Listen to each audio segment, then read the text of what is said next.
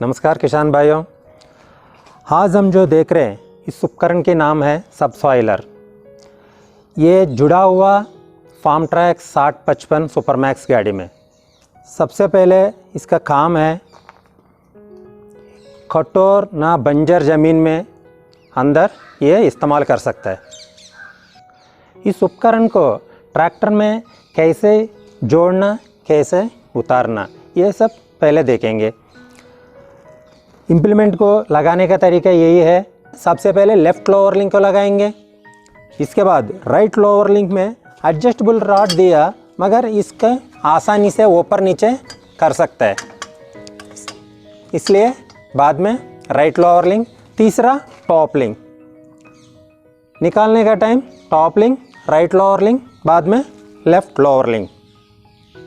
किसान भाई अब आइए इसके अंदर क्या क्या है, इस उपकरण के अंदर क्या क्या है वो देखेंगे।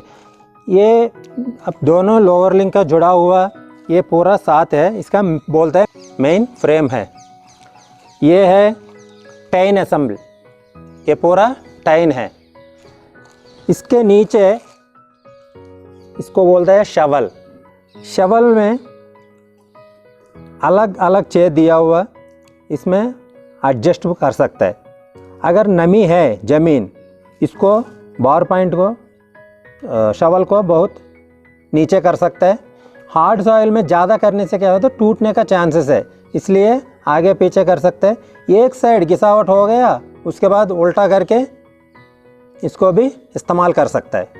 अभी इसमें कौन सी सेटिंग्स करना है, हमको खेत के अंदर सही तरीक़ा से काम करना है तो उपकरण जोड़ने के बाद ये सेटिंग्स तो बहुत ज़रूरी करना पड़ेगा। सबसे पहले टॉप लिंक। ट्रैक्टर के साथ टॉप लिंक में 2 पिन दिया हुआ, एक पतला कैटेगरी 1 और एक मोटा कैटेगरी 2। गलती से पतला पिन लगाया यहीं पे, आपको प्रॉपर सेंसिंग काम नहीं करेगा। इसकी वजह से क्या होता है, उपकरण गहराई सही तरीके से नहीं ले पाएगा। यही ट्रैक्टर पे यहीं पे 3 छेद दिया हुआ, अलग अलग 3 छेद है। ये सब पिवट पॉइंट से सबसे नज़दीक है, ये कठोर मिट्टी के लिए, ये माध्यम मिट्टी के लिए, ये नरम मिट्टी के लिए। ये टॉप लिंक को सही तरीक़ा से सेटिंग नहीं किया तो क्या होगा, ज़मीन में बराबर काम नहीं करेगा, सेंसिंग प्रॉपर नहीं मिलेगा। इसके लिए क्या करना पड़ेगा, अगर ये ज़्यादा ढीला हो गया तो क्या हो रहा है, इसका टेन का सक एंगल पूरा अंदर तरफ जाएगा। इसका मतलब क्या है, आपको गहराई नहीं मिलेगा। अगर ज़्यादा टाइट है तो ये सक एंगल बाहर की तरफ आ जाएगा ऐसे ही। इससे क्या होगा, आपको गहराई ज़्यादा लेगा ताकि ट्रैक्टर पे लोड बढ़ जाएगा। इसके लिए हमें इसको बराबर सेटिंग करना बहुत ज़रूरी है। इसके बाद ट्रैक्टर स्टार्ट करके चालू करके थोड़ा ऊपर करने के बाद स्विंग प्ले बोलते हैं इसका, ऐसा हिला के देखना पड़ेगा। अगर ये प्ले ज़्यादा है, ये लोअर लिंक आके इसको टच करेगा टायर को, इसकी वजह से क्या होगा, टायर ख़राब होने का बहुत चांसेस है।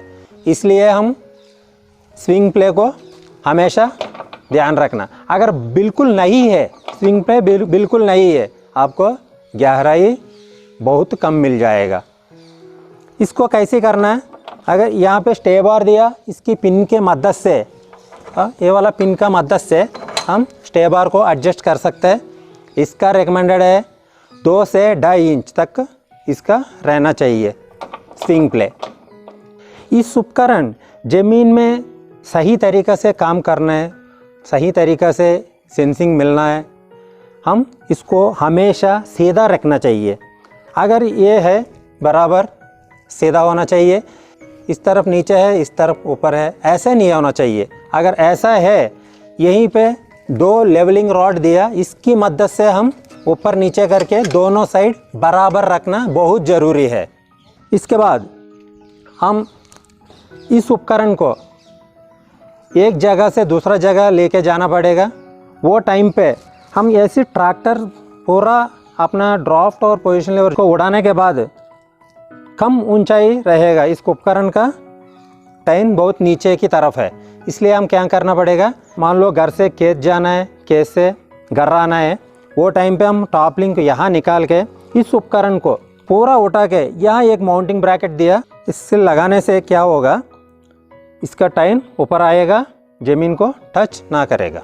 किसान भाइयों, इस उपकरण की फ़ायदे के बारे में बात कर दिया तो इसमें बहुत सारा फ़ायदा है।